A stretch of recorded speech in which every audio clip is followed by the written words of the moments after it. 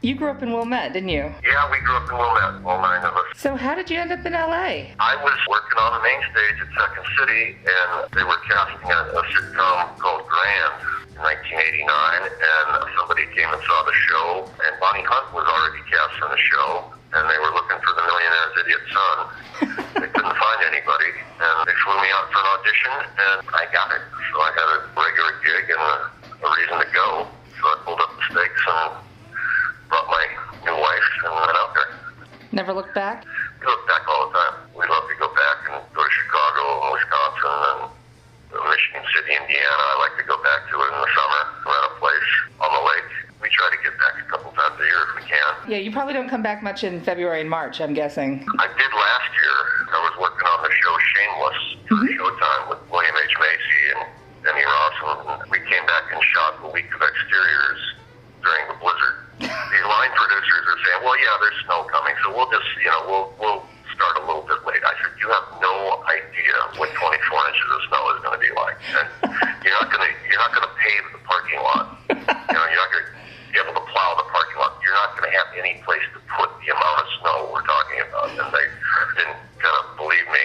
And sure enough, the blizzard hit, and we were out drinking, and we were actually skitching down Ontario that night. We had a blast, but the production was shut down for a couple days because there was no way you could make it look like it did the day before. It was crazy. That blizzard was insane. That was the first time I had done it in February in a long time, and yeah, that was a little shocking. Of course I want to talk to you about Mad Men. What's it like being on a show that's evolving into a cultural phenomenon in real time? Well, it's funny. I've been in the first, second, and fourth seasons so far, and I had actually seen the show 2 or 3 times before I auditioned for it, so I already loved the show before I even had an audition.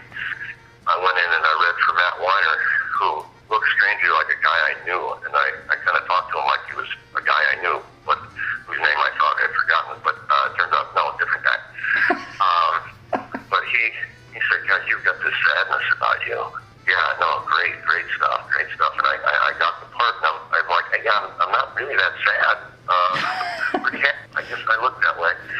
But the next thing you know, I'm working on this show that I loved, and doing a scene with Elizabeth Moss, who plays Peggy, and I'm in the scene, and I'm staring at her going, wow, she's great. Wow, she is amazing. And I'm thinking, oh, crap, I got a line coming up here in about 2 seconds. It was pretty surreal to all of a sudden be on this show you love.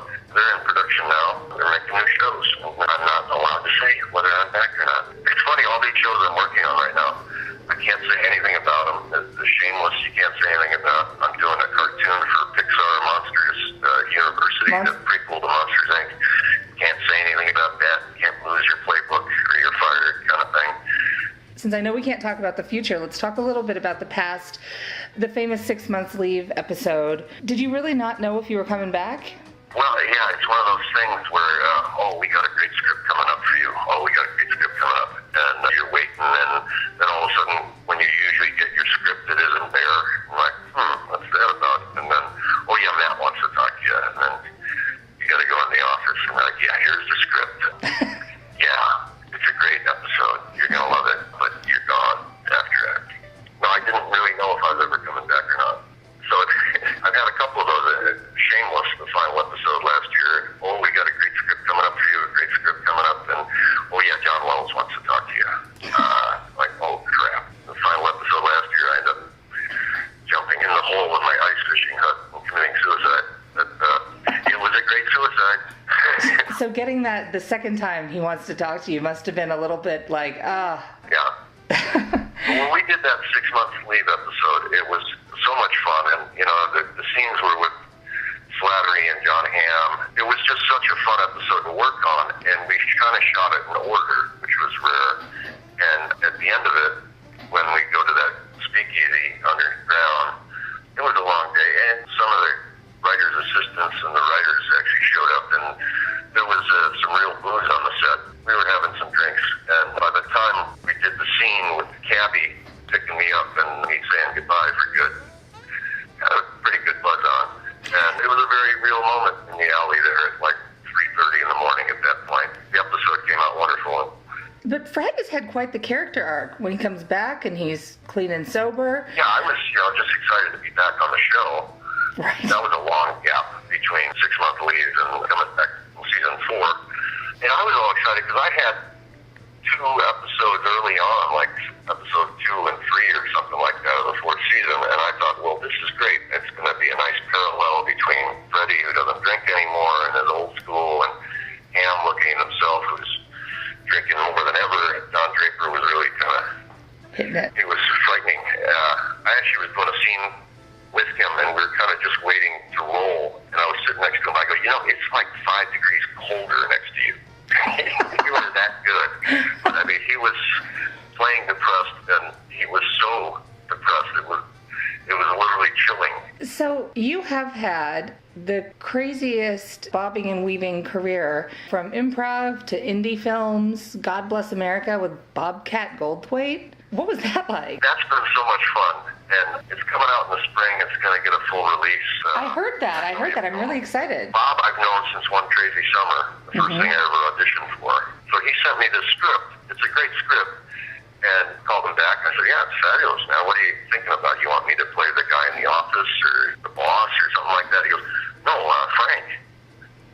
The guy? Yeah, Frank. The lead? So sure enough, he just offered me the lead in this movie. And, his last movie, he had Robin Williams as the lead. So I didn't expect him to be going for Joel. I think it's really good. It's definitely the best thing I've ever done. I know you can't talk about Monsters University, but I have a general question for you. What is it like? I've always wondered to be the voice of an animated character. In some ways, it's, the easiest of all jobs. You're reading lines off a music stand out of a script. You don't have to memorize it, but it's always heightened. You don't play anything deadpan in a cartoon.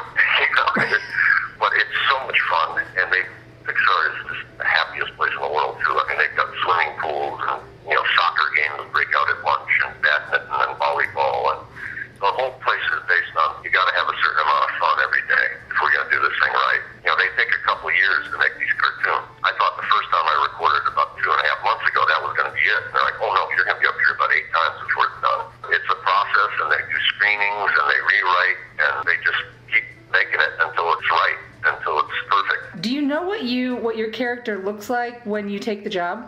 No. And you don't audition for Pixar. They just call you up and say, we'd like you to do this part. And, you're fooled to say no. Right. But, yeah, you have no idea what you're doing. And the first day I went up, I had no idea why they called me, what voice they were thinking about, And the director, Dan Scanlon, just like, you're from here. I'm from Michigan. I was just thinking, you're like an older salesman kind of guy from Michigan. Okay, here we go. And you read and you read and you read, and 300 takes later, you got something. I didn't ask about Dharma and Greg, but that was like 119 episodes, wasn't it? Yeah, it was 5 years, 6 blocks from my house. Really? I mean, and that was one of those things where you just know it isn't going to get better than this. It was such a great time, and the characters were all so well defined. You just knew them, and anything they said, therefore, ends up being funny. That's the key to sitcoms, I think. When you have really well defined characters, the comedy ensues. But that show was just a blast. I was on it 5 years, and when I got that part, I tested 4 times in a row for shows, and some of them were guaranteed on the air, and this and that, and it was just heartbreak after heartbreak. 4 times going network, which is a horrible process, and they make you audition like 6 times, and then you have to audition in front of the network people and the studio people, and blah, blah, blah. But they make it as hard as possible, so they know that, well, this guy can do anything. So after the 4th being shot down in a week, they called me and said, well, there's this audition for a guest star on this other pilot. Would you go by there? I'm like, and they said, well, it's right by your house. And I was driving home, so I went by and auditioned for Chuck Lorre and Dottie Darkland.